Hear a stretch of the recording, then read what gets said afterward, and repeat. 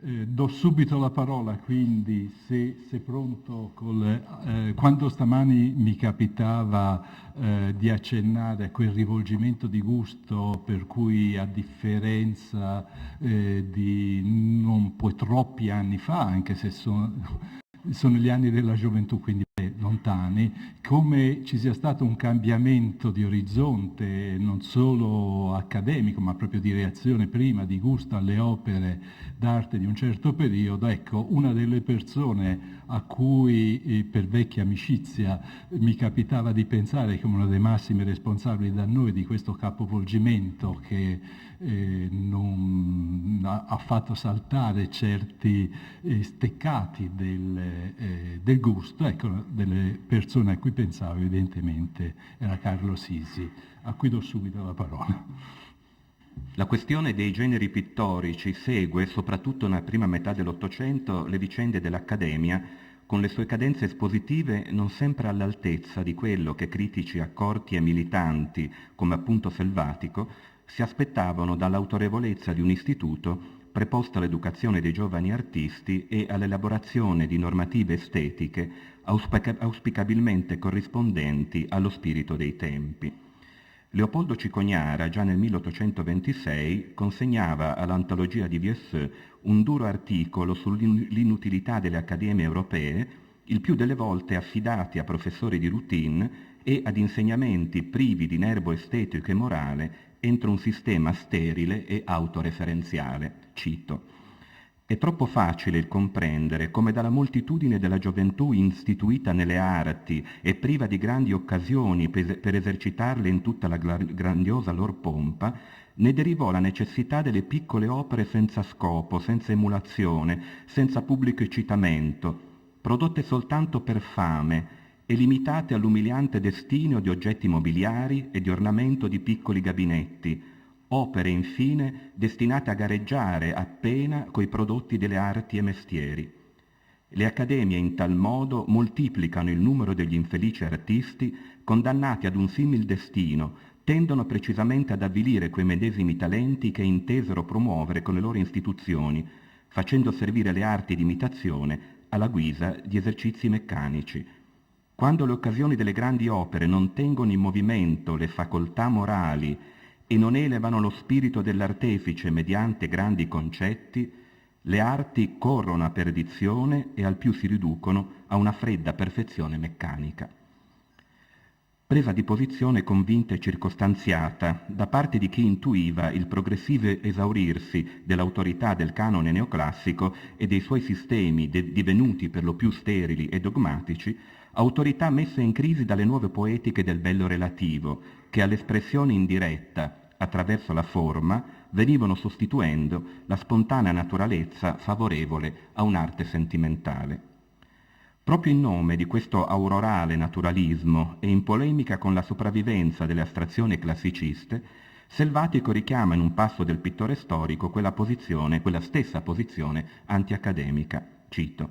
«Persino il Cicognara, quel Cicognara che pure era tanta parte in una di esse e l'aveva creata quasi da nulla, pure notava molte colpe nelle accademie, tanto il grand'uomo preferiva la verità ad un vanitoso amore verso l'istituto da lui diretto». Una perfetta sintonia anche riguardo al forte sentimento di responsabilità che Selvatico prova nei confronti dei giovani, a cui indica strade possibili per un successo anche limitato.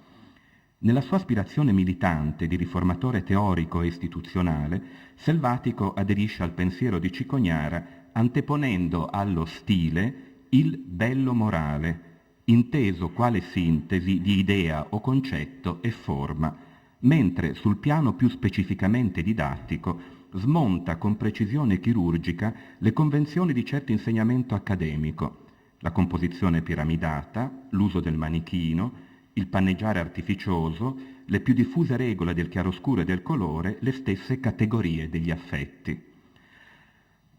Fa questo principalmente nell'educazione del pittore storico odierno italiano, dove la lettura dei generi pittorici si offre come tramite di personali considerazioni sugli indirizzi formativi dell'Accademia, sugli aspetti della civiltà contemporanea, sul dialogo fra le arti, sull'evoluzione degli stili. A cominciare da quello ieratico, attribuibile o rappresentasse idee e percezioni che nella natura materiali non esistevano se non separate e che con l'unione loro potevano porgere intero il sentimento di un'astrazione o religiosa o morale o fisica. Affiora qui il privilegio accordato da Selvatico ad espressioni figurative profondamente radicate nella storia, nei saperi, nell'indole e nei caratteri degli uomini anche di età trascorse, così da aggirare il pericolo dell'arte per l'arte, vale a dire di quella autoreferenzialità stilistica, alimentata dalle convenzioni dell'Accademia, spesso riscontrabile nei quadri storici dei cosiddetti stilisti. Fa delle ironie su chi stava a Milano era iezzista, su chi era a Roma era podestista e così via. In quei dipinti, scrive Selvatico, sta impresso languore, stento, servilità. V'è forse correzione, ma il gusto e l'originalità vi si desiderano. V'è un'affettazione di espressione, ma la vera vita e quel dirò quasi movimento che solo l'ingegno educato alla scuola del vero può dare, mancano affatto. Il vero, che primo scopo dell'arte, dice Selvatico, racchiude l'affetto, parola costante e numerosa all'interno dei testi selvatichiani, commuove utilmente l'animo, lo intelletto istruisce, lega le intelligenze e le innalza, e che non si trova certo nelle tele dei seguaci di David, come Pietro Benvenuti, né d'altra parte nelle danzatrici del Veneto Fidia, poiché, cito, egli, fino dal cominciamento della sua luminosa carriera, aveva succhiato il fatale miasma del barocchismo e per quanto si adoperasse a sferrarsene poi, quello serpeggiò per le vene e appunto con perniciose conseguenze sui giovani indirizzati a studiarne le opere. Quale antidoto a questa sviante passione, Selvatico incita gli artisti allo studio dei ritratti di Lorenzo Bartolini e di Tenerani, del tutto affrancati dalle seduzioni barocche e scolpite invece, soprattutto quelli di Lorenzo Bartolini, come quello di Liszt che qui vedete, nella traccia del bello relativo e con la libertà ammessa dal credo purista in un reale ben temperato. Su questa via, ed è interessante notarlo, Selvatico scoprirà anche il naturalismo ben temperato in un'opera che in realtà apriva orizzonti ben più, come dire, affocati nei confronti della realtà, ossia La Bele di Giovanni Dupré. A chi poi gli chiedeva quale fosse il destino del genere monumentale, Selvatico confermava la sua ostilità nei confronti dei, cito, macchinosi quanto gelidi quadroni di David, delle allegorie di Gérard, e con esempi più diretti si appuntava sul diluvio di Girodet. Sui dipinti di Pietro Benvenuti nelle Cappelle dei Principi in San Lorenzo a Firenze e su quelli commissionati dai Lorena negli appartamenti di Palazzo Pitti, dice Selvatico, tutte opere che l'Italia e la Francia lodarono fin troppo sinora. Se Pietro Benvenuti protraeva i suoi ideali classici sin nel cuore del dibattito romantico, divenendo facile bersaglio della polemica accademica, dirige l'Accademia di Firenze fino agli anni 40, a Palazzo Pitti la pittura di Luigi Sabatelli aveva però introdotto finezze naturalistiche che però Selvatico non sembra individuare, convinto com'era che il pittore, a differenza dei figli Francesco e Giuseppe, che invece avrebbe molto valutato al tempo dell'esposizione fiorentina del 1861, non si discostasse affatto dalle convenzioni di uno stile ormai superato, quello ancora sottomesso all'estetica dell'arte per l'arte e quindi al vizio degli stilisti. Sul suo quadro Eliodoro cacciato dal Tempio, di Luigi Sabatelli, presentato all'esposizione dell'Accademia di Milano nel 1838, annotava l'apis in margine al catalogo.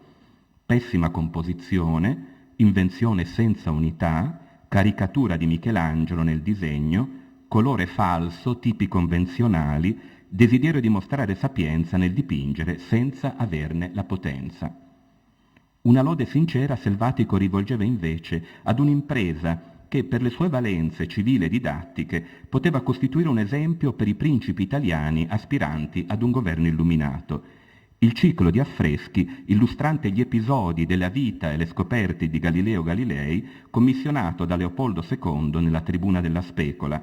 che infatti realizzava una delle istanze del teorico rivolte ad innovare la pittura di storia, in special modo nella sua dimensione monumentale. Fra i libri della Galleria della Biblioteca Palatina c'è un'edizione del pittore storico con la dedica di Selvatico direttamente al Granduca. Dice Selvatico: «Ed a meglio incitare i presenti al forte pensare, a meglio provar loro come le virtù e le magnanime imprese si guadagnino dai posteri premio lungamente durevole, quanto non gioverebbe figiare sulla tela fatti relativi alla vita o pubblica od anche domestica dei sommi dotti e degli artisti insigni. Quanto meglio se invece che regalarci Coriolani e Camilli ed Eteocli e Giovi e Veneri, i pittori ci colorassero Galileo quando nel vedere oscillar la lampada concepisce l'importantissimo trovato del pendolo». Del resto, era convenzione di Selvatico che la bellezza del concetto, accompagnata dalla, cito, convenienza storica e filosofica propria ad ogni soggetto, bastasse a rendere pregevole un dipinto o lo sviluppo di un'impresa decorativa, per cui nell'ambito del genere monumentale dichiara la sua ammirazione per la Galleria di Versailles, allestita da Luigi Filippo, dove il sovrano aveva affidato ai più prestigiosi artisti del tempo l'illustrazione dei fatti gloriosi di Francia, da Carlo Martelli, convenzioni allegoriche, fredde spesso ed oscure, le definisce Selvatico, condividendo con l'artista l'idea di rappresentare la storia della pittura del Medioevo e in essa le principali azioni di pittori di Germania, di Francia, dell'Italia, con un esito di grande vantaggio per la città definita Atene della Germania e per la fama del principe che, scrive Selvatico, avviva e protegge soltanto la vera pittura cristiana, quella che è maestra alle nazioni di pietà e di religione, quella che insegna ad amar Dio prima, poi i fratelli, la famiglia e la patria. La nostalgia e l'ammirazione per queste imprese esemplari fa retrocedere nel capitolo dedicato alla mania per l'ornato le decorazioni del Palazzo Torlonia, bizzarro affastellamento di stanze, dove gli spazi di solito destinati ai pennelli di Demin, di Hayez e di Podesti cedono invece al gusto venuto di Francia per il rococò e per i deprecati, cito, convulsi cartocci del Borromini e del Bernini.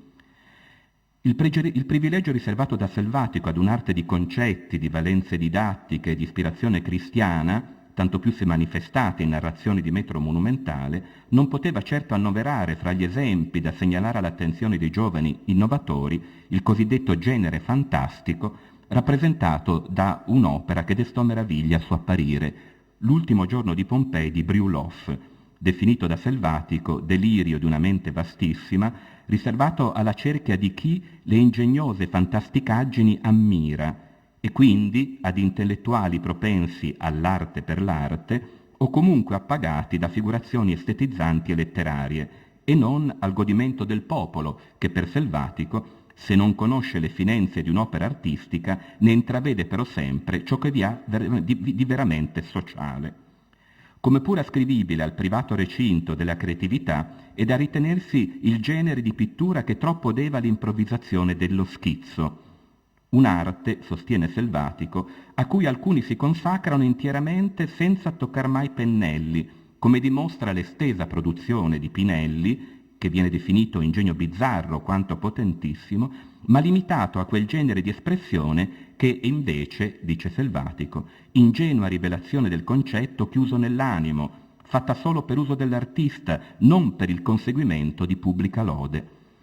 Dispiace a questo proposito di non poter precisamente identificare quel giovane, cui accenna Selvatico, abilissimo nel ritrarre a penna ritratti e composizioni, dice, mirabili per brio, per verità, per finitezza, ma che proprio in virtù di questa genialità trasferisce nelle sue opere dipinte un secco e uno stagliato che dimostra il mancato superamento di quella prima fase intuitiva,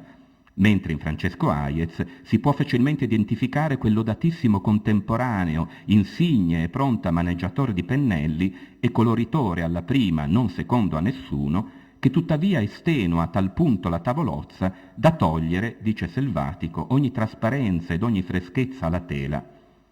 In questi procedimenti compositivi ritenuto troppo diretti o manierati, tale, anzi manieratissimo, è definito l'Arcangelo Michele di Hayez visto a Milano nel 1838, Selvatico rileva un pericolo da segnalare al pittore di genere storico. il cui laboratorio doveva anteporre al presto di un troppo avventato ingegno il passo meditativo dello studio e dell'analisi del vero,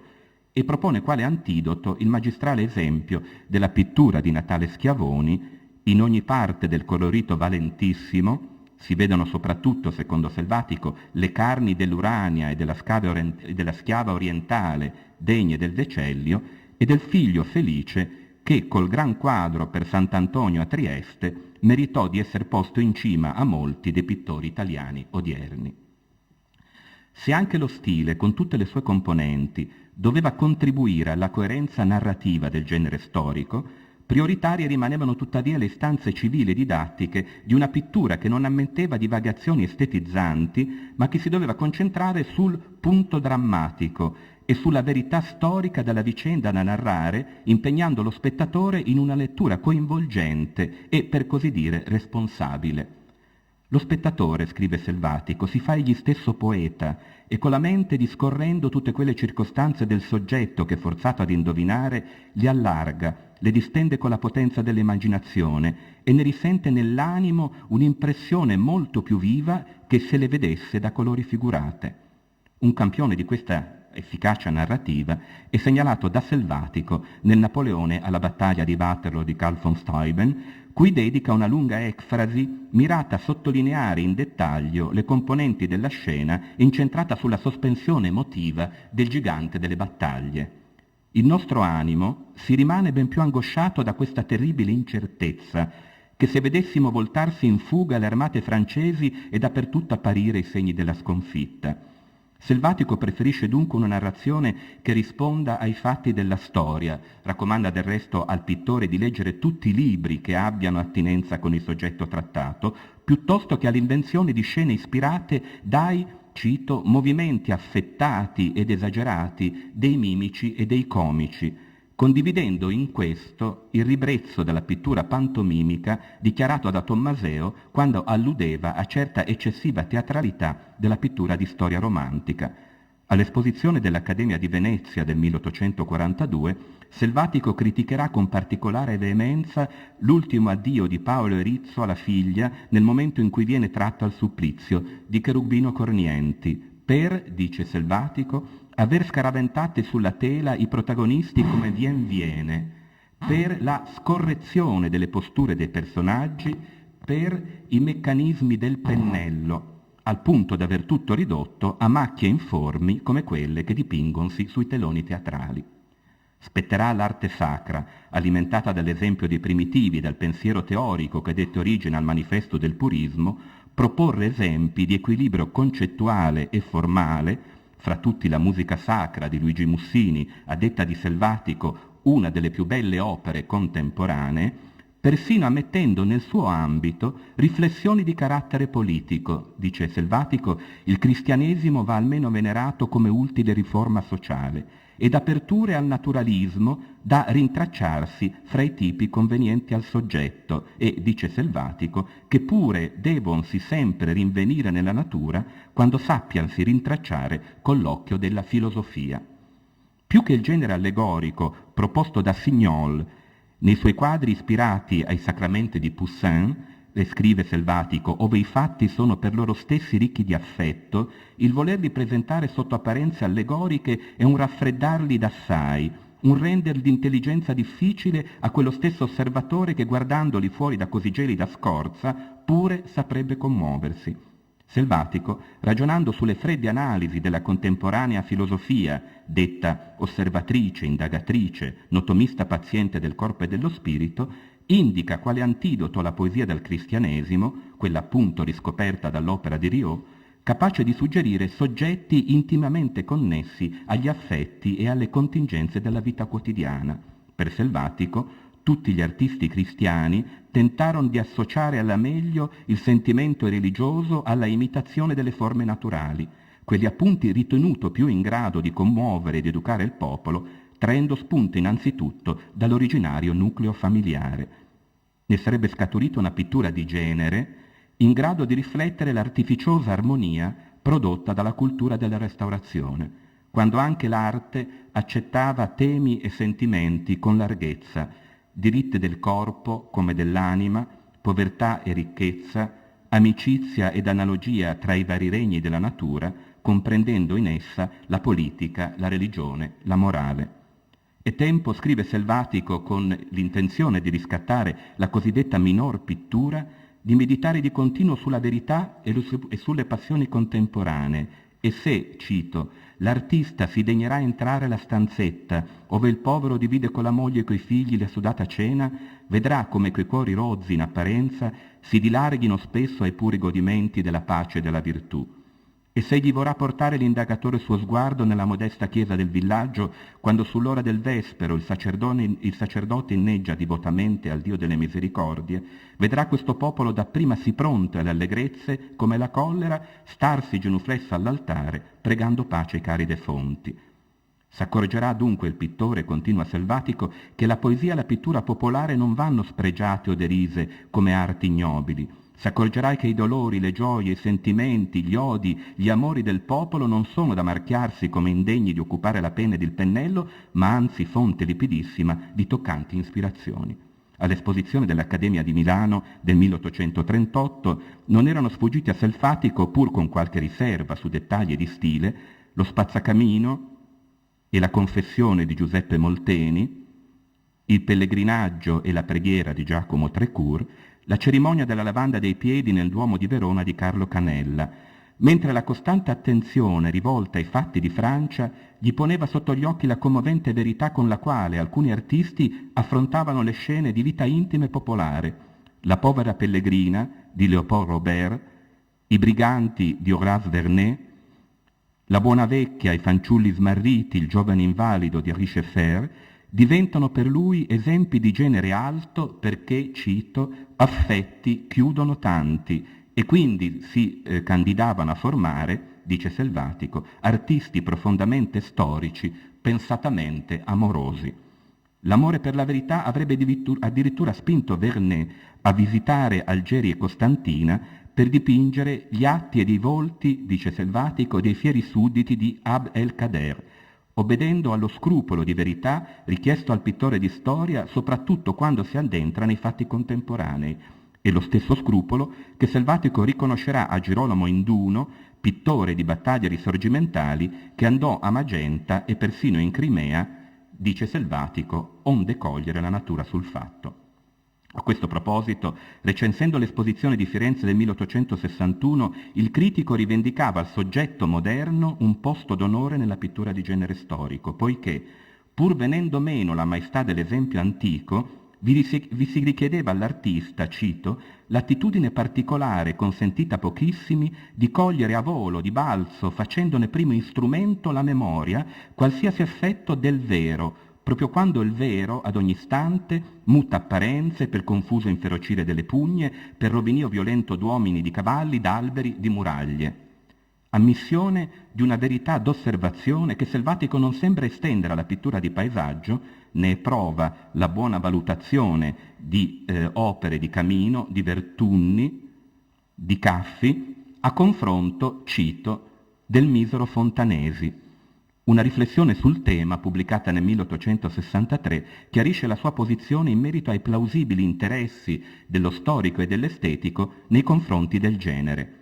Dice Selvatico, la imitazione della verità, combinata a pensiero fecondo, lo renda non solo un dei graditi rami dell'arte, il paesaggio, ma quello eziandio che addita meno dubbiosa la via da seguirsi nel considerare la natura, anche allora che questa si voglia mezzo a ricordare i siti in cui s'operarono gli avvenimenti più segnalati delle epoche romane e del Medioevo, quindi anche come sfondo a quadri di storia.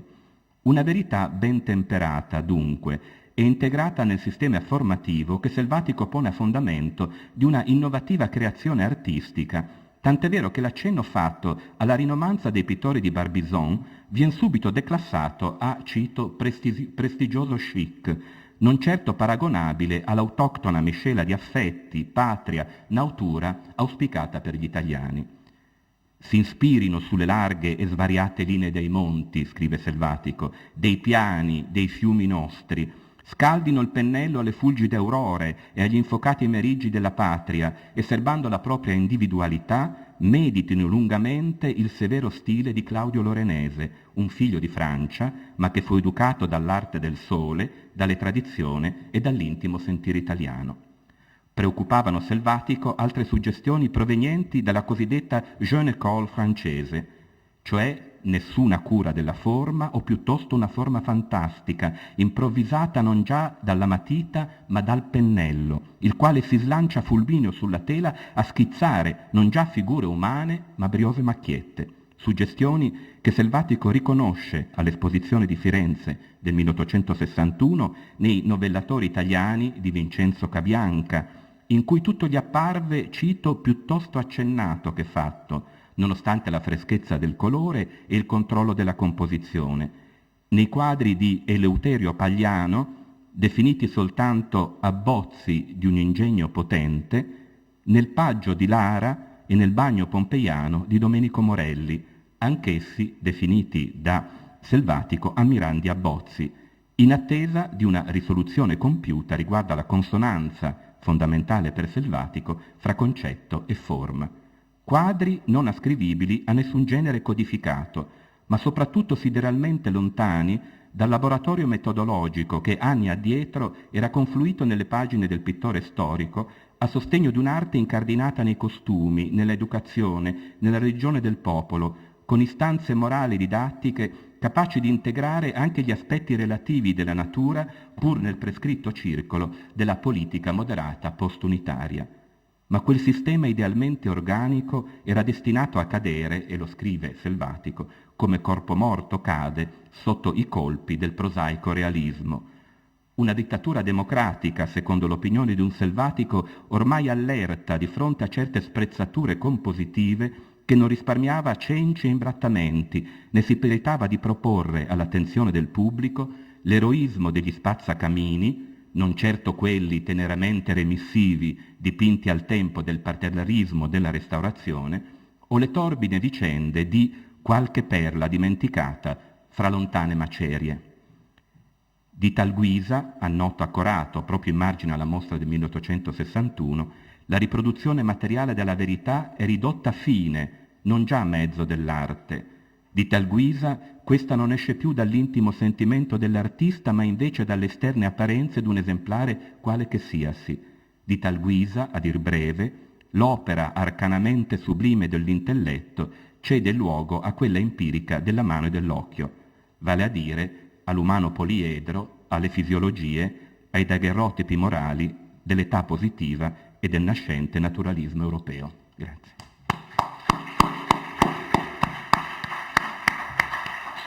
Caro Sisi, è stato perfetto, non mi riferisco al rispetto pieno dei tempi, ma al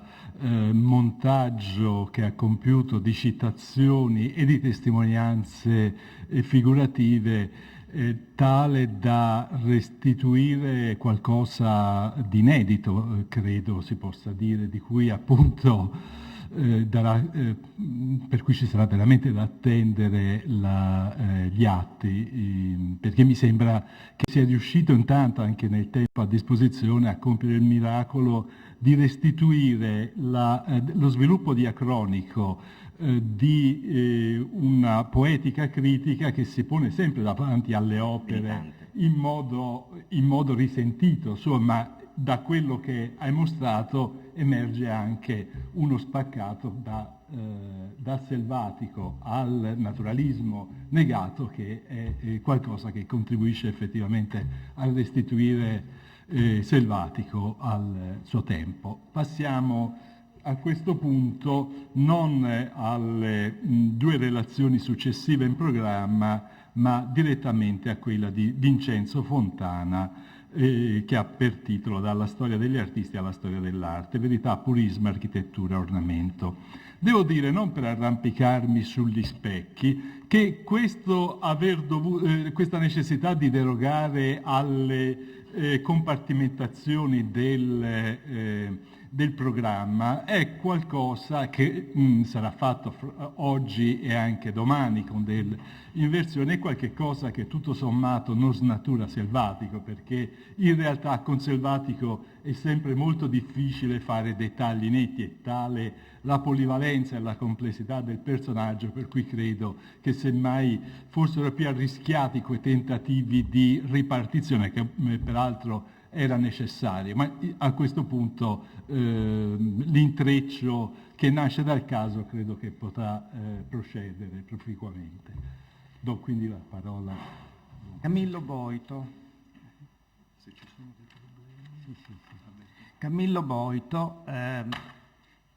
ricordando il maestro nel 1888 all'Accademia di Belle Arti di Venezia,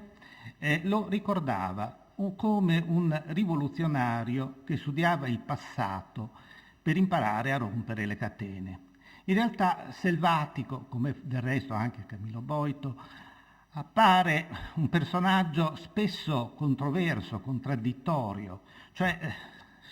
il passato per fare la rivoluzione, per andare avanti. In realtà Selvatico è stato soprattutto un conservatore, un moderato conservatore, ma anche un positivista, un cattolico positivista. Religione e progresso sono alla base della sua concezione anche di una nuova architettura. Quando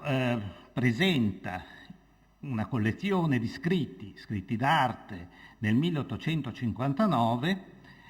ammette che molti lo considerano contraddittorio, lo considerano, come si è detto anche stamattina, esterofilo. E questi scritti insieme vogliono essere anche la risposta a queste critiche. Negli scritti giovanili, soprattutto degli anni 40, si nota in prestito, una dipendenza da Leopoldo Cicognara. La scultura senza l'architettura si svuota priva di senso, scrive. Ma mi vorrei un momento soffermare su uno scritto del 1843 all'Accademia di Belle Arti di Ravenna, intitolato «Con quali intendimenti si debba scrivere una storia delle arti del bello visibile, specialmente in Italia». Inizia: «Sin qui non sempre la storia dell'arte scrivemmo, ma quella degli artisti. Non il progredimento intellettuale, ma una raccolta di biografie». Naturalmente si riferisce a Vasari. Quello che a lui preme è di partire dalle opere d'arte concepite come linea per costruire una storia dell'arte non più basata quindi sugli artisti, ma sulle opere d'arte. E la storia dell'arte per Selvatico deve cominciare con l'architettura. L'architettura che non si deve più basare sul bello assoluto dei neoclassici, non sul canone di Vitruvi e di Vignola, ma sull'architettura del Quattrocento, che è l'architettura italiana degna di assidui studi. Addirittura dice che la storia della pittura italiana dovrebbe cominciare dai mosaici paleocristiani di Roma e di Ravenna,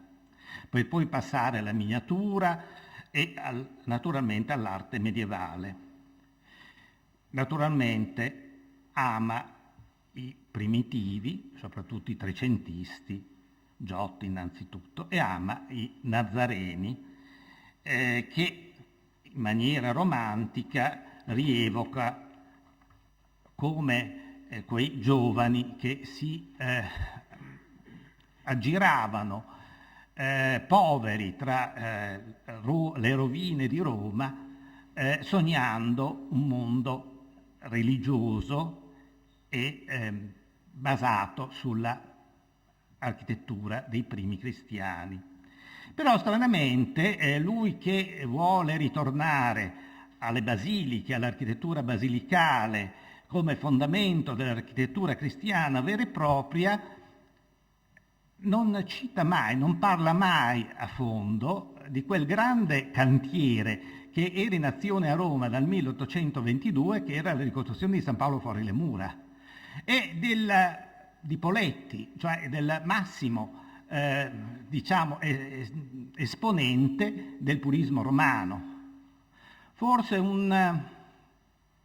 c'erano delle posizioni diverse. Addirittura lui entra in polemica con Canina, perché Canina diceva che l'architettura paleocristiana doveva costruire con trabeazioni e colonne che dovevano reggere trabeazioni e non archi. Allora cita per la prima volta San Paolo fuori le mura, dove gli archi stanno sulle colonne, e questo, secondo lui, è verità statica. Infatti, per porre una trabeazione su colonna bisogna in realtà costruire un arco fittizio nascosto sopra la trabeazione. La critica è la critica quindi al mondo, diciamo, neoclassico che precedeva Vitruvio, Vignola e anche Guarenghi, e anche Durand, anche se Durand, soprattutto nel Grand Durand, aveva aperto l'estetica neoclassica verso mondi diversi, piramidi, addirittura piramidi messicane, piramidi azteche, Cina, qua e là, un po' come aveva fatto in precedenza molto tempo prima Fischer von Erlach. C'era già questo esotismo che si combinava con il neoclassicismo, ma anche è critico verso il Durand dei Précis de Leçon dell'École Polytechnique, perché sì, le graticole di Durand sono utili per la composizione, ma diventano poi delle gabbie, graticole della composizione, appunto. Per quanto riguarda poi il vero di storia, non so perché critica David, perché traveste da antichi romani i granatieri di Arcole e di Marengo. In realtà Gros li rappresenta vestiti da militari francesi, e se poi parliamo dell'incoronazione di Napoleone o di Giuseppino Varnet, non c'è pittura di storia per me più storica di David. Per quanto riguarda la fotografia se ne è già parlato, bellissime le sue definizioni, la luce costretta a farsi pittrice, educare la fotografia è utile secondo lui per educare il gusto del pubblico ad apprezzare quelle opere che più si avvicinano al vero. Ma soprattutto è utile per gli architetti, che meglio giudicheranno, sono parole di Selvatico, gli effetti delle proporzioni reali degli edifici e la spiccatezza dei loro particolari, e impareranno a non perdere tempo sulle arbitrarie regole di un trattato classico. Cioè la fotografia serve a togliere gli schematismi dei trattati classici.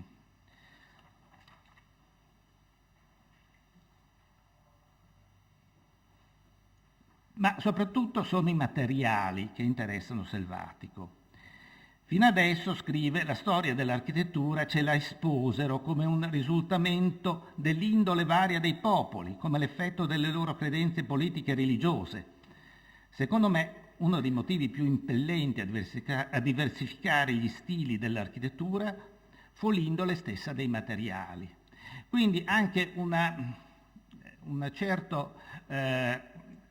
concetto di concretezza dell'architettura. L'architettura è scienza dei materiali. I materiali definiscono la forma per Selvatico e la costruzione. Il disegno storico di Selvatico deve partire quindi dai graniti, dai porfidi, dai basalti dell'Egitto per andare avanti. E infatti proprio uno degli appunti che fa a Durand è di essersi basato troppo sulla forma, sulla composizione, i Précis sono lezioni di composizione, che non sulla costruzione vera e propria. Solo noi italiani seguiamo ancora Napoleone e non guardiamo appunto alle nostre basiliche latine e alle sicule e alle combinazioni geometriche di Santa Maria del Fiore e del campanile di Giotto, alle leggiadrie degli edifici lombardeschi e bramanteschi.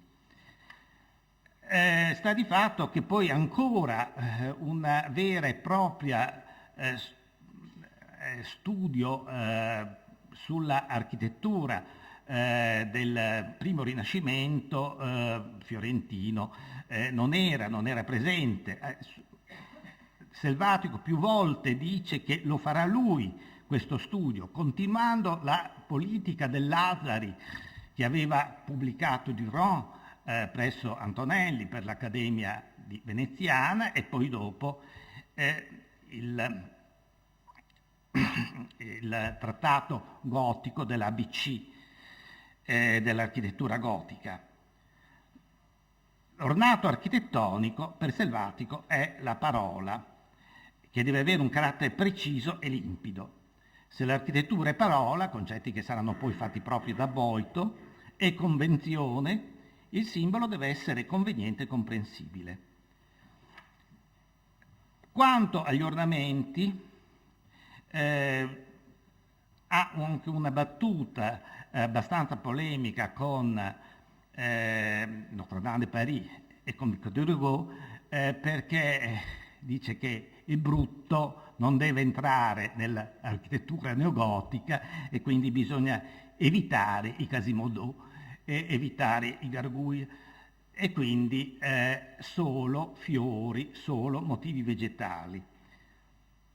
Addirittura pensa che sia proponibile, se necessario, fondare un'accademia di archeologia medievale a Roma accanto a quella classica. Uno dei suoi modelli,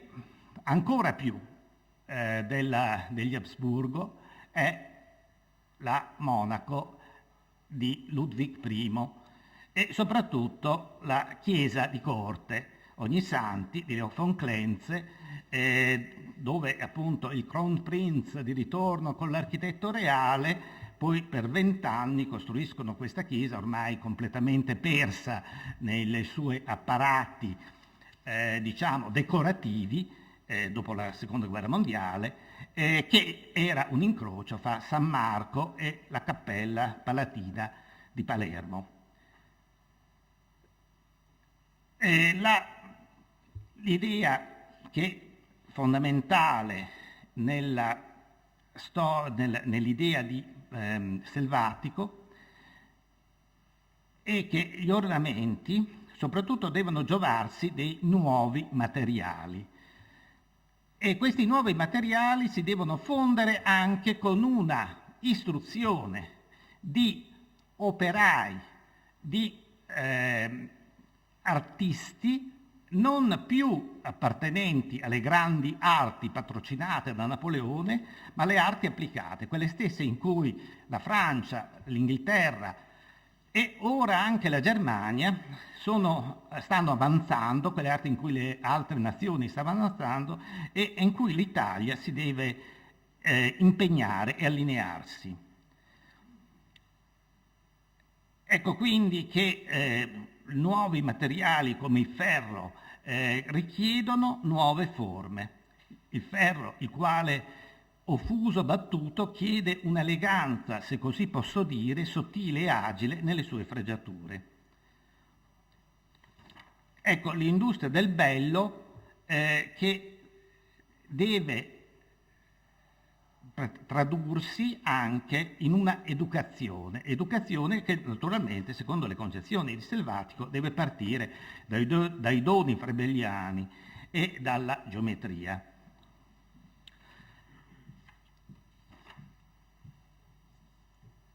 Se appunto il ritorno all'architettura del cristianesimo, delle basiliche, deve essere il leitmotiv dell'architettura religiosa, bisogna guardare Brunelleschi. E scrive: seppure il gotico appare più severamente religioso e io amo più che ogni altro stile l'archi acuto, ma il vero innanzitutto, e il vero mi dice che le cattedrali del settentrione, gloria severa e malinconica propria ad un pensiero elevatamente mesto come quello dei popoli nordici, potrebbero essere forse qui da noi piante fuori del loro terreno. E allora fa degli esempi recenti, che sono Notre-Dame de Lorette di Lebas a Parigi e Saint-Vincent de Paul di Torf a Parigi, che appunto, soprattutto nell'interno, si rifanno a chiese paleocristiane. Oppure addirittura, potremmo dire, la Madeleine, che parte con quell'esterno da tempio romano e all'interno invece è un'architettura quasi, diciamo, neobizantina o neotermale. Naturalmente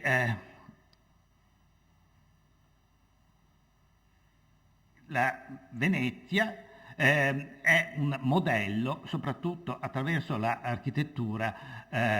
del Quinconce tardo bizantino e che trapassa al neobizantinismo rinascimentale. Palladio naturalmente visto come nemico e soprattutto nemico nelle chiese, le chiese di Palladio. Perché? Perché Palladio è colui che ha diviso l'ornamento dall'architettura, ha diviso la scultura dall'architettura, cioè quel connubio che rendeva entrambe, che dava la scultura dava un significato all'architettura. Ci vorranno gli scritti giovanili d'Argan a cambiare questo modo di vedere. Un piccolo excursus su Selvatico architetto. Incrocio fra Germania e Italia la facciata di San Pietro a Trento, dove la parte centrale, soprattutto nel coronamento, è veneziana, Duomo di Muggia, Bragora e così via, i fianchi invece tedeschi. Per andare avanti? Dunque con questo... Sì. Ecco, Friedrich Hofstadt, pubblicato dall'Accademia di Venezia, dove troviamo appunto la partenza dalla geometria all'architettura gotica. L'architettura gotica è basata sulla geometria. Tradotto però, Francesco Lasari traduceva dal francese, non dall'edizione originale di Francoforte del 1840.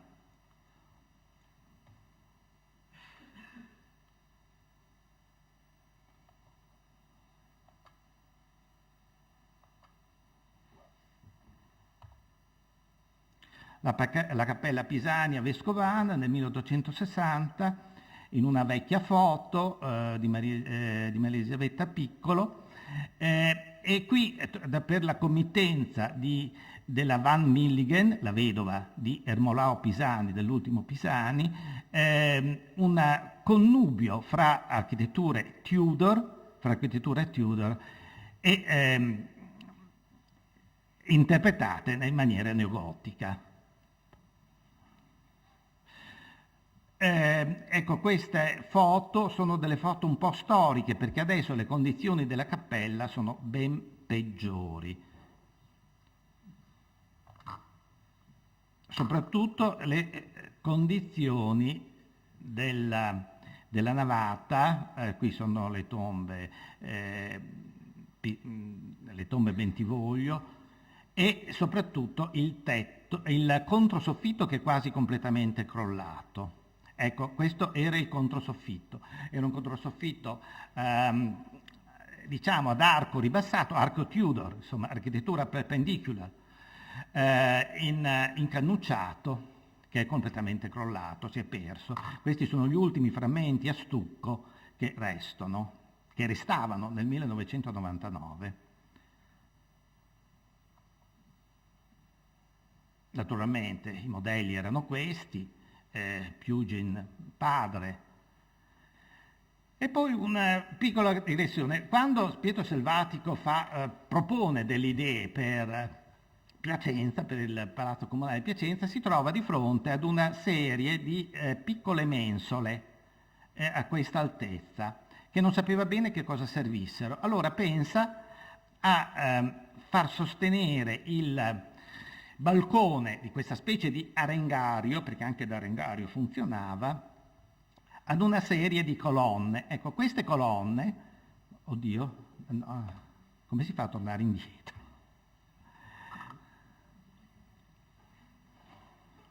Ecco, aspetti. Sì. Ups. Ah, Stavo tornando non indietro. era... Sì, comunque basta fare con i tasti. Sì, sì. Così. Ah, eccolo. Ecco, queste colonne sono poi quelle che usa, queste colonnine, Camillo Boito nel Palazzo delle Debite. E forse l'idea a Selvatico, nella questa proposta delle 62 per 60-62 per Piacenza, derivava da Viollet-le-Duc. Basta così. Grazie. Grazie.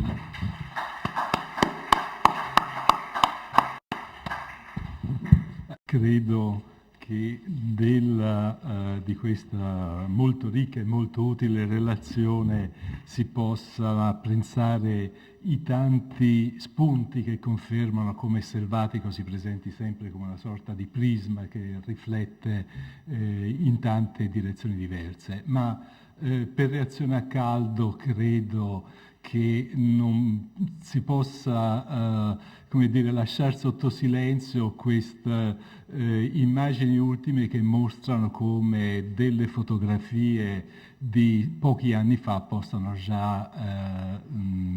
trasformarsi in un documento insostituibile di qualche cosa che nel frattempo è andato perduto. È andato perduto per fatale condizione o perché un disinteresse, in qualche modo una scarsa attenzione, manutenzione e prevenzione non ha salvaguardato queste cose. Non conosco da vicino la situazione, ma certo viene il sospetto che ci sia una relazione sempre molto stretta fra le cose che si studiano e le cose che si conservano. E con questa residua illusione di quella che fu una fiducia di tanto tempo fa, credo che però sia necessario occuparci di queste cose che in qualche modo, se Selvatico e il tempo suo fosse stato guardato sempre con maggiore attenzione, forse un briciolo di iniziativa di salvaguardia preventiva anche per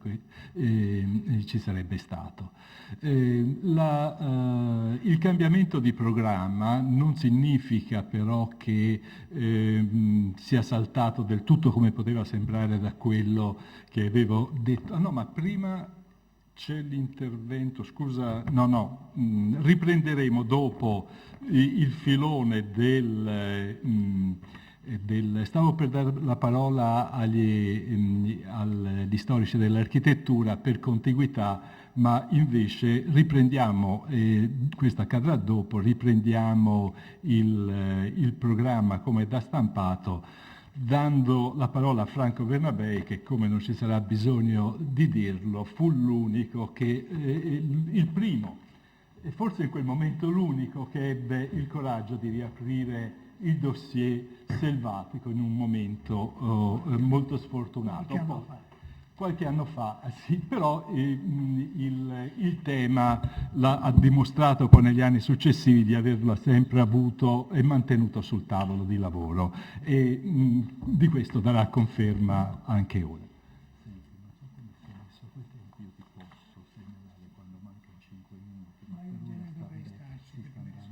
Non ci sono problemi. Grazie. Una riconsiderazione del metodo storico di Selvatico può giovarsi del tentativo di stabilire qualche legame con la storiografia del suo tempo, soprattutto nel periodo attorno all'Unità, perché tale storiografia, per le finalità nazionali che direttamente o meno si propone, coinvolge nel suo racconto la cultura e le arti, come elementi imprescindibili e caratterizzanti del soggetto che intende costruire, quale protagonista e motore delle vicende narrate. Come mostra esemplarmente il sommario di Cesare Balbo, da tenere presente per il carattere divulgativo insieme agli scritti più vicini al nostro autore di Cesare Cantù. Selvatico afferma chiaramente la necessità di una congiunzione di storia e disegno, nella quale la prima venga dimostrata in modo che non solo i fatti politici e sociali abbiano luce, ma eziandio gli artistici, e come documento di quei fatti e come espressione dell'ideale plastico di una data età rispetto alle sue costumanze e alle sue credenze, lamentando che ciò si faccia ancora poco. Di conseguenza il nostro schizzo avrà come oggetto principale la storia estetico-critica delle arti del disegno, dove i principi di contestualità e periodizzazione, binari sui quali correranno le considerazioni seguenti, agiscono meglio che in altre opere, magari più aggiustate sotto il profilo storiografico come il libro su Venezia, integrata dalla tardiva e incompleta storia delle arti in Italia, utile soprattutto per quanto riguarda il mondo antico. La storia estetico-critica è costruita didatticamente, come si conviene a lezioni accademiche, ma la formulazione del titolo, estetico bilanciato con critico, va chiarita, soprattutto in relazione alla formulazione e soprattutto in relazione alla storia. Dico subito che la qualità estetica, in nome della quale si compie l'esercizio critico, sarà considerata come un valore funzionale alla produzione degli allievi, quindi identificabile sulla base di regole, siano esse tecnico-formali o relative alla qualità del messaggio trasmesso, specificando di carattere soprattutto armonico-compositivo per l'architettura ed etico-comunicativo per la pittura, con varie mescolanze fra i due aspetti in vista della desiderata unità delle arti, quale vessillo di combattimento contro la separatezza contemporanea. Quantunque l'autore proclami in apertura che il suo corso di estetica sarà storico, perché nella storia si rivela compiutamente la natura del fenomeno, e quantunque si presti attenzione all'atmosfera tipica dei contesti passati, questa risulta poco autonoma nell'urgenza del confronto attualistico, sicché non ci si spende troppo a ricostruirne i caratteri originali. Per un esempio, concludendo la valutazione sull'architettura romana nella storia delle arti in Italia, l'autore afferma che l'ossequio che a quella architettura si deve come monumento di un'insigne civiltà è questione di spettanza storica e archeologica, non già d'estetica e di convenienze, dove il rapporto disarmonico fra i termini che stavamo illustrando si rivela con chiarezza. Altro esempio dalla storia estetico-critica, alla fine del capitolo che annuncia prossimo l'avvento del barocco, Selvatico afferma che l'estetica è la metafisica del bello applicata alle arti, ma aggiunge subito dopo che la critica ha poco spazio quando il senso estetico viene frainteso da tutta un'età.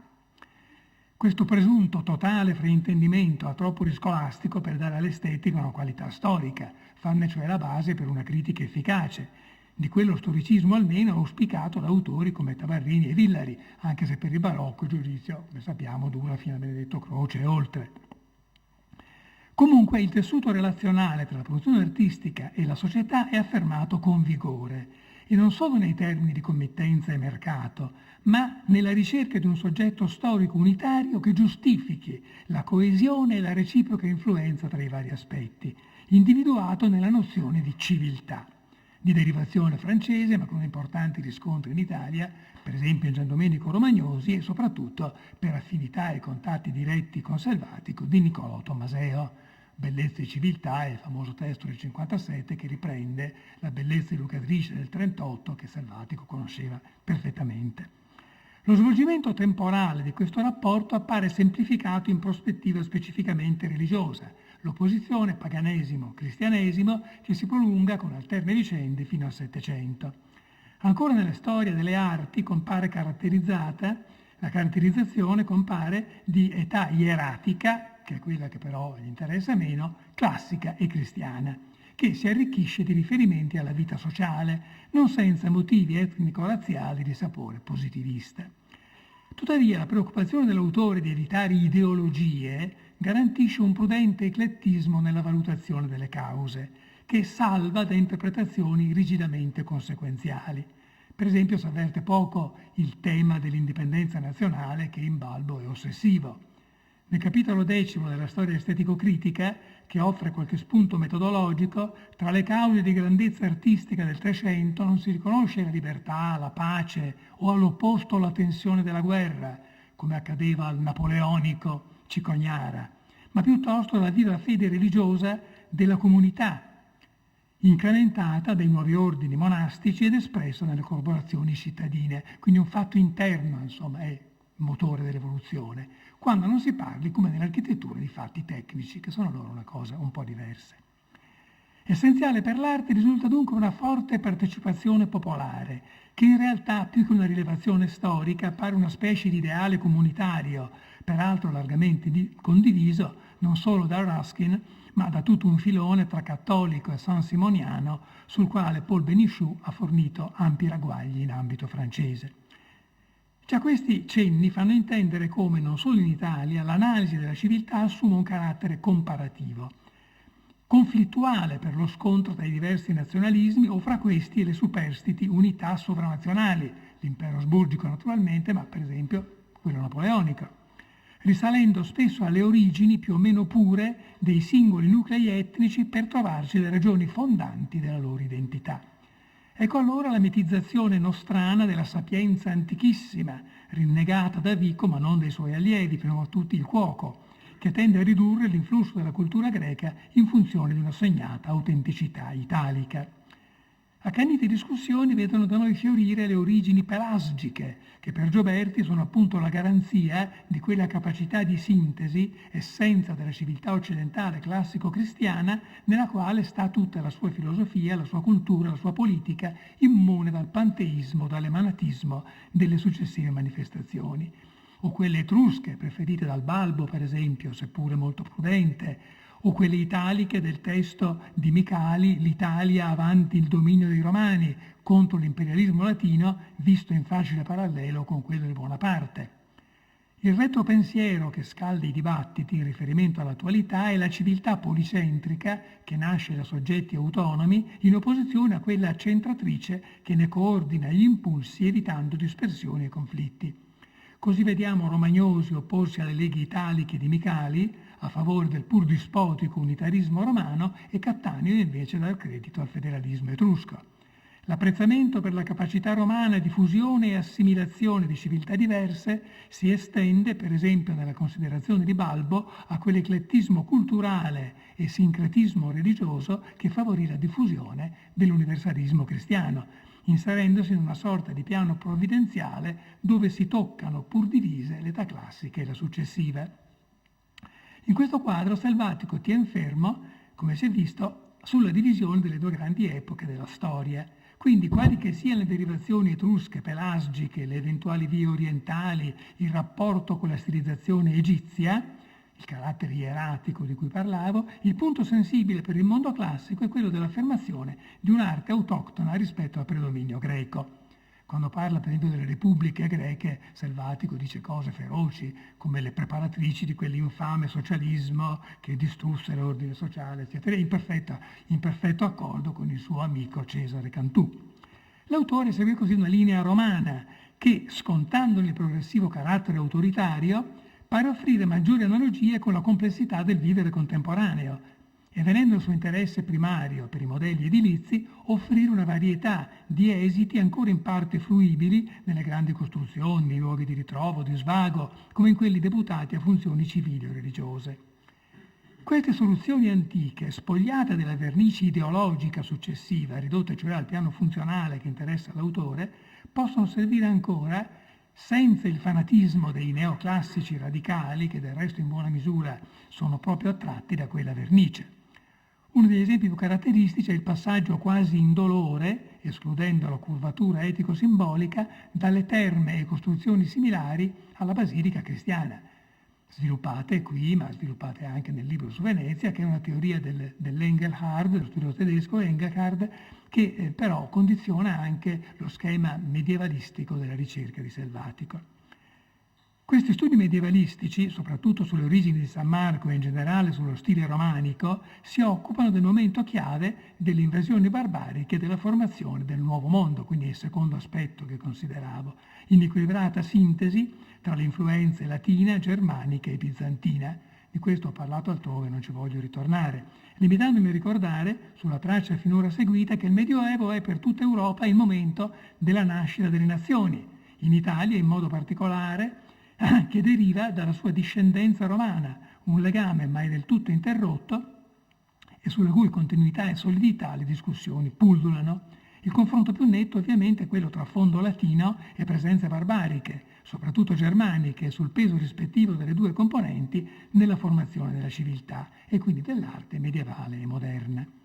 Qui si afferma quindi il problema della nuova forma dello Stato, la libertà individuale che le fonti tedesche attribuiscono ovviamente a Goti e Longobardi, mentre invece le fonti italiane la negano, preferendo puntare sulla lotta dei comuni contro l'impero, della funzione controversa in Italia del papato, libertà e individualismo germanici contro statalismo romano o ipotesi di collettivo organico e coeso contro l'egoismo degli interessi del singolo. Troia, Manzoni, ma anche Ludovico Menin, studioso che è maestro del selvatico per molti aspetti e sugli aspetti longobardi proprio da lui molto seguito, contro Sismondi o La Farina. A livello europeo il celebre testo di Madame de Staël dell'Allemagne, no, che è un po' un modello iniziale, Sismondi con la storia delle repubbliche italiane che ebbe larga diffusione per una rivalutazione del Medioevo nostrano fatta con occhio federalistico, repubblicano e anticlericale. Così come era noto il saggio più tardo di Edgar Quinet, Le rivoluzioni d'Italia, che rivede la storia italiana con l'asprezza del democratico deluso dal 48. E così pullulano in Europa gli studi sulla civiltà e sulla formazione degli stati di Augustin Thierry e di François Guizot, i quali cercano di identificare i gruppi etnici in Francia con lo schema dei vincitori dei vinti nelle guerre passate fra gli strati latino o celtico e l'invasione germanica, ripresi in parte in Italia da Pasquale Villari e da Carlo Cattaneo. Villari che analizza la storia civile di Firenze come un laboratorio di esperimenti politici che culminano in Machiavelli e in Savonarola.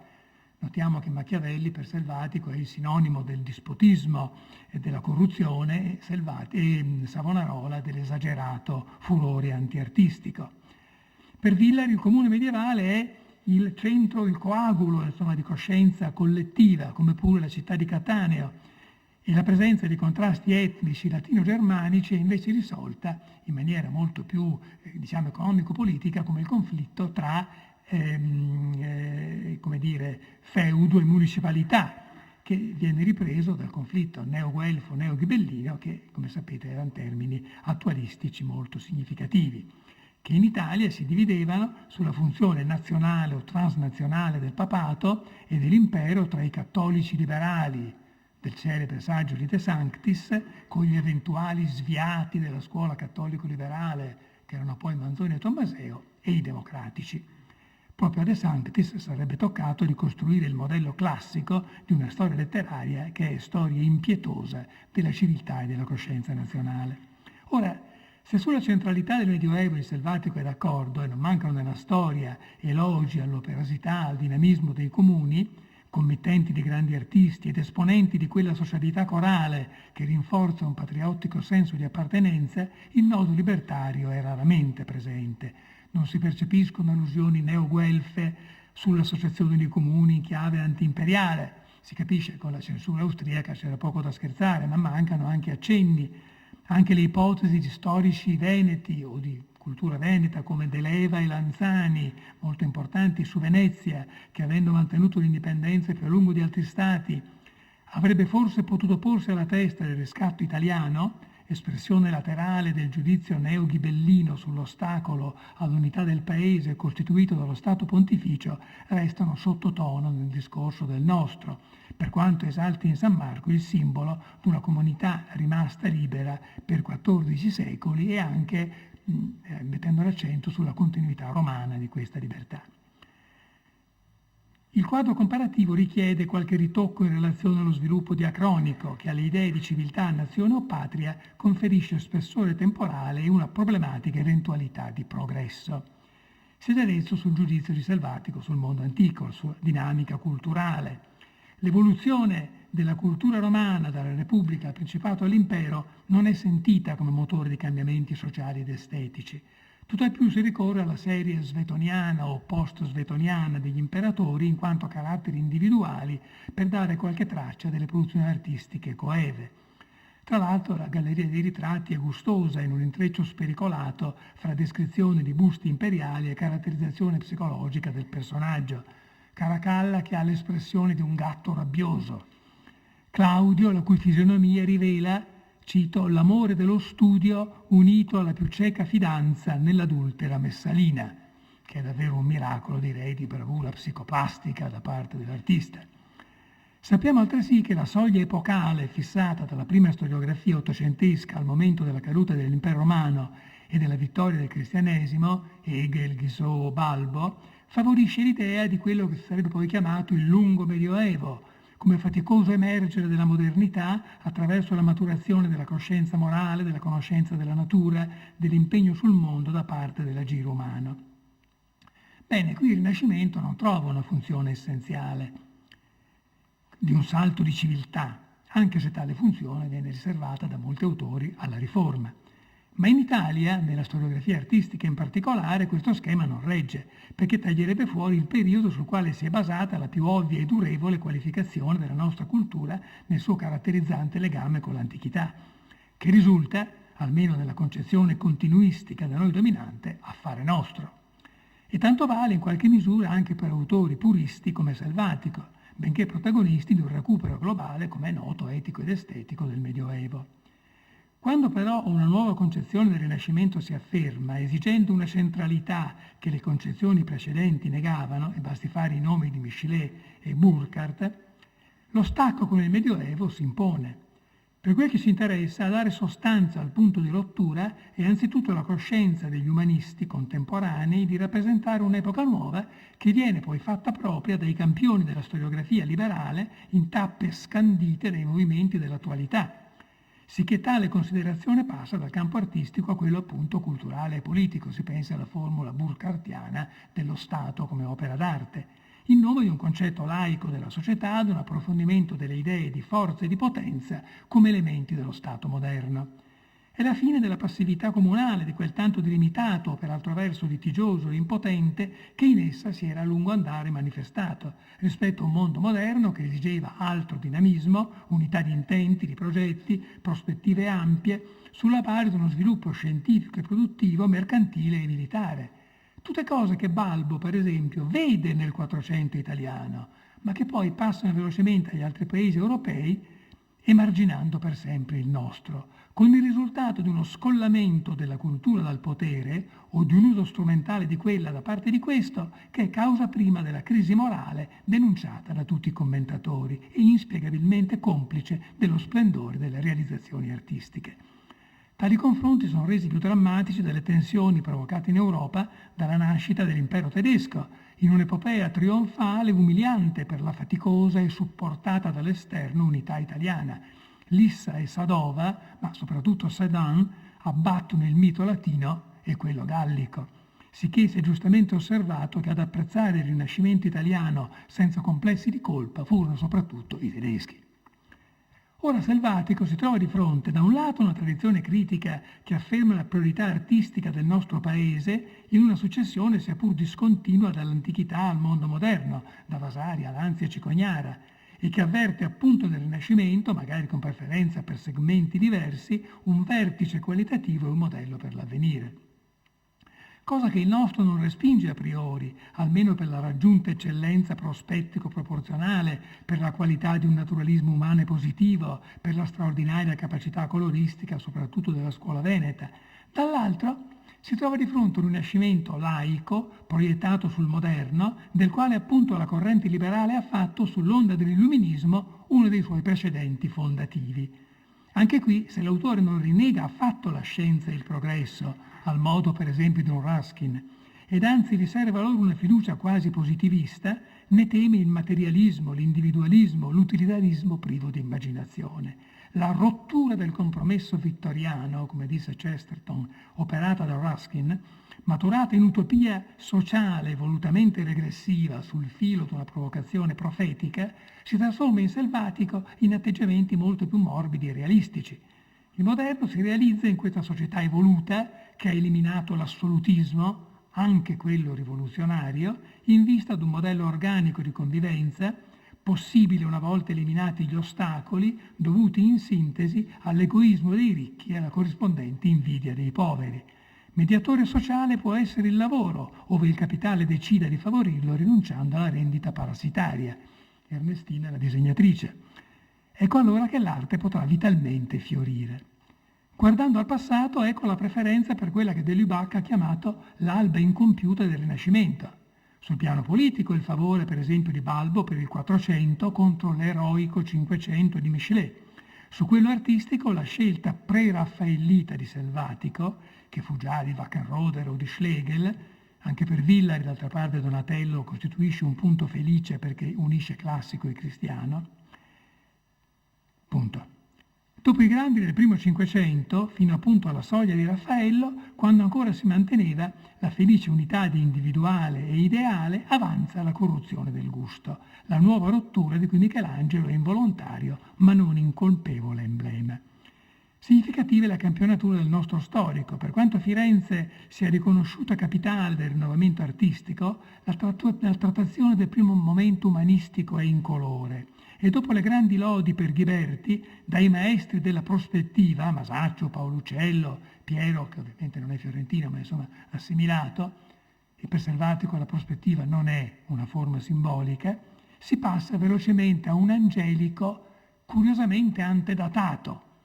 perché viene quasi portato al 300, insomma quasi.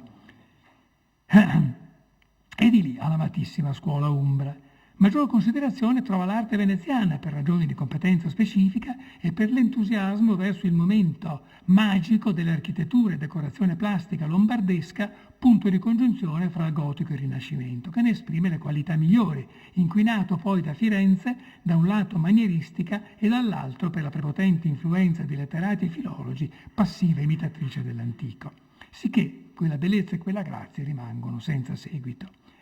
Qui può dirsi concluso il quadro cronologico della storia di Selvatico, tanto più nel suo parallelismo con le vicende civili e sociali. Il barocco non è che una sorta di caricatura del peggior Rinascimento con i difetti dell'assolutismo dominante, amplificati, al quale si oppone un certo interesse per il Settecento, soprattutto in campo architettonico, dovuto all'antibarocchismo dei teorici illuministi, a un funzionalismo non ideologico, in permanente rischio peraltro di precipitare nelle strettoie dell'accademia e nella rinata soggezione del classico. Storia e storia dell'arte dunque in Selvatico marciano unite, ma il loro punto d'unione, più che un problema di metodo, è la tipologia, la scelta e lo studio di temi rappresentabili nella convinzione dell'esemplarità del passato per le esigenze pur mutate del presente. Qui finisce la mia parte scritta, se però ho ancora un paio di minuti volevo aggiungere due aspetti che eventualmente svilupperò negli atti che avevo affrontato. Uno era proprio l'esame dei racconti storico-artistici, ma supponendo che ne avrebbe parlato poi Ferretti, l'ho tenuto da parte, ma che mi interessava soprattutto perché lì, in questi racconti storici, questa libertà del racconto divulgativo, che poi lui teorizza in maniera molto esplicita, tra l'altro richiamandosi ai romanzieri, a Sui, a Ilco, eccetera, come dire, sono gli umori che magari nelle lezioni storiche non compaiono, per cui il Rinascimento fa la parte del leone. No? È curioso che il grande storico del Medioevo fa un solo racconto sull'incontro di Giotto e Dante agli Scrovegni, per il resto parla di Rinascimento e Barocco. Quindi per dire con Andreotti, a parlare del Rinascimento si fa peccato, ma è più divertente. Cioè permette molto di più di giocare evidentemente con una serie di aspetti che gli fanno creare questo suo senso storico, per molti versi appunto ricco di umori romanzeschi. La seconda cosa che velocemente volevo accennare è un confronto regionale tra le scuole nazionali che c'è nella storia estetico-critica e che è significativo perché di allora quegli aspetti positivistici di cui in parte ho parlato anch'io ma che ci sono poi in Selvatico ritrovano una loro curiosa densità. Per esempio quando parla della scuola fiamminga dice delle cose che non sono per niente lontane da quelle di Taine, di Hippolyte Taine, quando parla della cultura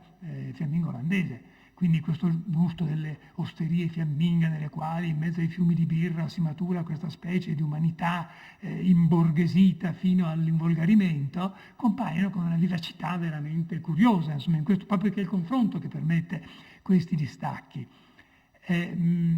Rubens, grande pittore, pieno di grandi qualità, però viziato proprio dalle polpute donne, dai polputi uomini che aveva intorno, c'ha una specie di condizionamento del nervo ottico per cui dipinge male anche lui con questa enfasi carnale, insomma, che rende tutto chiaramente esagerato. Rembrandt, il grandissimo Rembrandt, Selvatico lo stima come chiaroscurista, soprattutto in polemica anticoloristica, cioè contro i colori gridati, insomma, dei contemporanei. Poi però di fronte a una frase di Hippolyte Fortoul, che abbiamo visto prima appunto come uno dei suoi, anzi, amici e consentanei, che però Fortoul si poneva di fronte a Rembrandt come un problema reale e a un certo punto diceva che fa emergere dal fango la scintilla divina, che è in fondo un'opera della Riforma, dice Fortoul, cattolico, ma in questo momento molto lucido come interprete in un certo momento. Selvatico dice peste e corna, insomma, quindi per lui Rembrandt è proprio, nonostante tutto, l'abiezione, insomma, della materialità. Ma la cosa più curiosa è quando parla della scuola francese, perché mentre questi poveri tedeschi o fiamminghi erano sfortunati di natura, perché avevano una natura così inclemente, e mancavano dei grandi modelli della scuola italiana, e quando li usavano, come dire, poi si sentiva un pochino questa forzatura, i francesi no, non hanno scuse, perché avevano i modelli, avevano una natura meravigliosa, però sono quasi peggio degli altri. Perché? Perché sono per un gusto della vanità, per un gusto della novità, per un gusto della moda. Quindi per questo gusto, insomma, di trovare elementi comunque, insomma, eversivi, che ne costituisce la tabe. È una maledizione. Ecco allora che quando fanno i classici sono ultraclassici. Sì, dicevo appunto a Fontana, odia David perché David è il simbolo di questa esasperazione ideologica del classicismo, ideologica in senso letterale, perché vuol dire anche proprio giacobina, nel senso pieno del termine. Quando poi fanno i romantici sono straromantici, quindi cadono nel grottesco e nel volgare. Quando fanno i realisti, qui non ne parla molto perché Courbet mi pare che non venga mai assolutamente nominato, anche lì cadono proprio nell'involgarimento. Quindi questo è il momento in cui il confronto fra le nazioni fa uscire un po' il discorso dal tono accademico e crea queste suggestioni, queste tensioni, appunto anche di sapore a volte etnico-razziale, curiose e piuttosto significative. Grazie.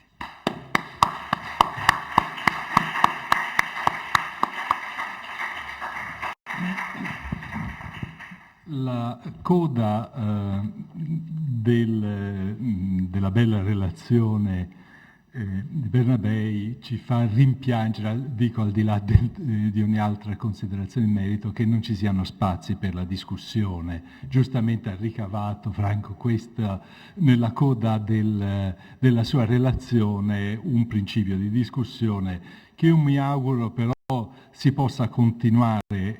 in vista degli atti, che consideriamo quindi l'incontro di oggi e domani come una sorta di incontro redazionale in vista di un lavoro di intreccio, di prosecuzione, di discussione diventato così facile con la posta elettronica, almeno quello, che possa portare a degli atti che non siano la sbobinatura con le note di quello che abbiamo detto. In merito a quello che è stato detto, io vorrei fare due considerazioni a caldo e al volo. Una colpisce nella ricchezza dei riferimenti come Selvatico sia un personaggio che regge, richiede una lettura non tanto per linee interne, ma su un tessuto di fatti, di letture sue, di dibattito complessivo decisamente impressionante. Una seconda considerazione che mi interessava richiamare, ma come una notazione che è un po' relativa a quello che è l'andamento complessivo di un'area di studi, la storia della critica d'arte negli ultimi anni, che molto utilmente, non tanto in Italia, ma da una parte e l'altra del Reno innanzitutto, si è rivolta al tema della nazionalità e dell'intreccio fra stili, storia dell'arte e dibattito sulle nazioni. Mi sembra che da questa relazione sia emerso bene come Selvatico è anche un reagente da parte italiana di questa vicenda e di come questa vicenda da parte italiana si intrecci strettamente nella questione poi Medioevo-Rinascimento, appunto per quei riferimenti su cui poi potremo anche riprendere e immagino che riemergeranno ancora alcuni di questi temi nelle relazioni, attraverso le relazioni che ci saranno oggi e domani.